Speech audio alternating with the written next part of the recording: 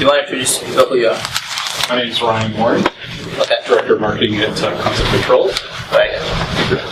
Here's the $5, $20. Can you describe to the audience the length and the width?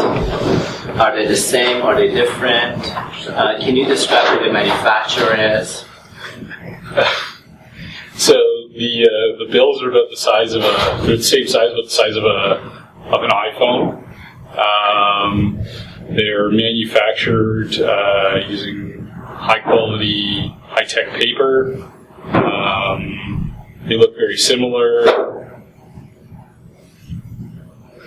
A lot of security features. Yeah, there's security features. Made by the same company. Yeah, who's the company that made them? Yeah, I would assume they're made by the same company, yes. Bank of Canada. Bank of Canada, yeah.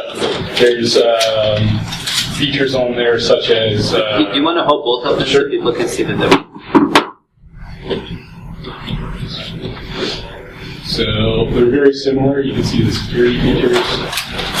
There's also Braille on the bill, so if you're visually impaired, you can tell the difference between a 20 and a 5. You can tell by color. So here's a question I want to ask you guys. Between the two bills, which one would you pick? Now remember, the manufacturer is the same.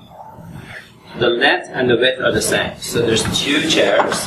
The manufacturer is the same. The length and the width are the same. Anybody disagree with the manufacturer being different? Anybody says the length and the width is different? So the manufacturer is the same. The length and the width are the same. Which of the two would you pick? Taking 20 bucks. 20? Every time, of course. For what purpose? You're gonna pick. Which one would you Good question. For what purpose? pick? Because because I asked you to pick one, and you're gonna pick. To choose it. Choose. Pick the higher value. Now, why would you take the one that's 20? Why? Because it's worth more. You want worth more? Okay.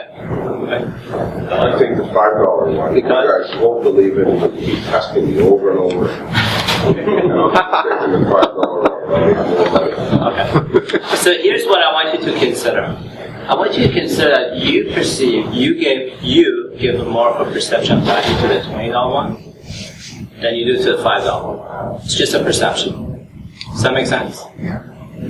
So as you listen to the focus groups, my invitation for you is to listen to the emotions that are worth 20 bucks. See, there's some problems I have that if you fix for me, it's worth $5. And there's a whole bunch of other problems for me that if you fix for me, it's worth 20 bucks. If you give me a consulting job, I will love you forever, $5 bucks. My father has got cancer. That's worth 20 bucks. You see the difference? So as you hear them, listen for the $20 emotion. What is it they were willing to pay 20 bucks for? Does that make sense? So I want to introduce you to a concept I learned at university called dialectic. Bennett, I'm now an employee of Bennett. What's your company? Moneygate. Moneygate. I'm now an employee of Moneygate. Some of you guys are employees of companies, and then you get that new boss, and somehow you don't like the new boss. What do we do when we don't like that new boss? Tell them. Tell them. Okay, great. What else do we do? Complain about it. Complain about. Okay, what else do we do? Leave. In fact, only one of the most reasons why people leave their company or quit their company is not to do with the company, it's they can't stand the boss. Typically, right? So typically as a human being, I want you to consider this, is when you and I see a situation that we get confronted by, what you and I do as human beings is leave that situation. You could say that that's just weak. Would you agree?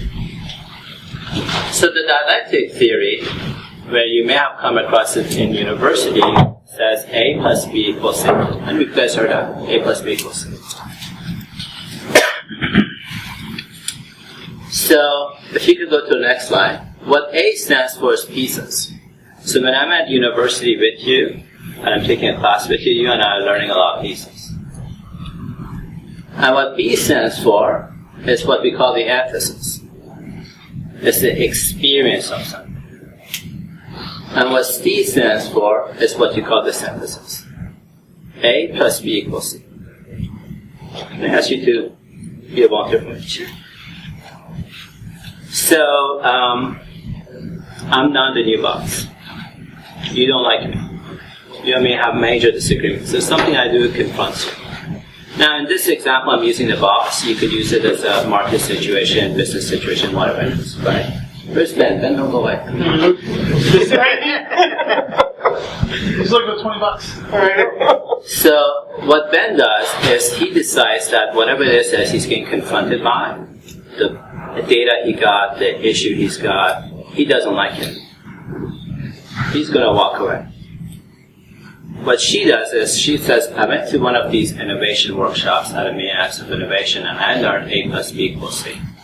So this thing that I don't like and I'm getting confronted by, I'm actually going to take it on.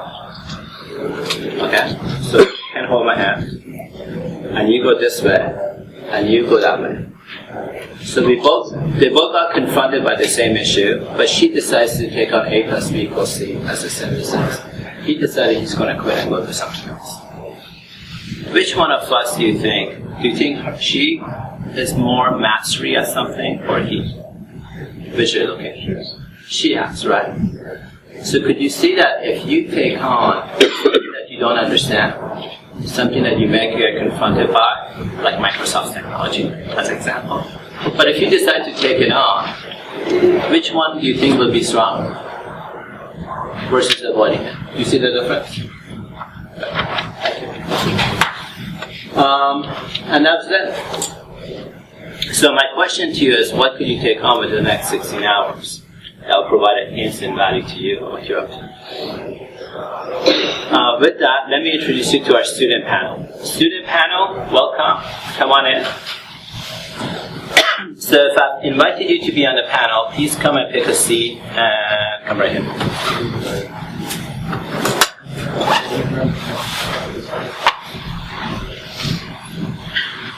And everybody else, please feel free to sit around.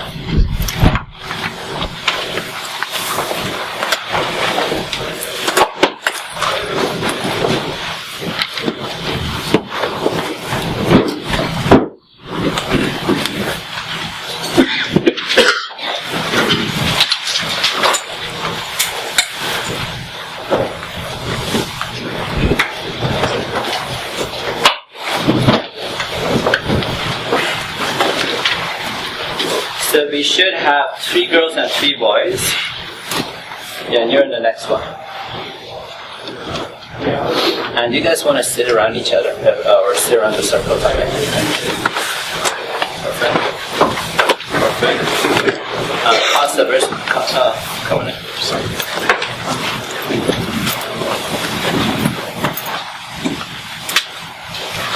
Okay, very good.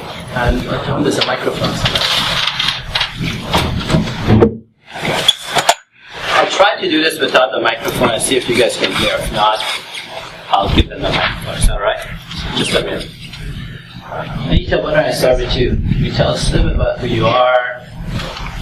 So What time you get up? Pretty early, yeah.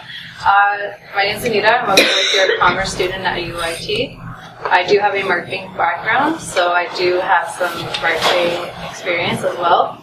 I'm here to learn how to strategically fit digital innovations and disruptions in any business setting. Where do you? My name is Dimitri. I'm a fourth year marketing student here at UIT. I'm also an innovation blogger for the school's blog.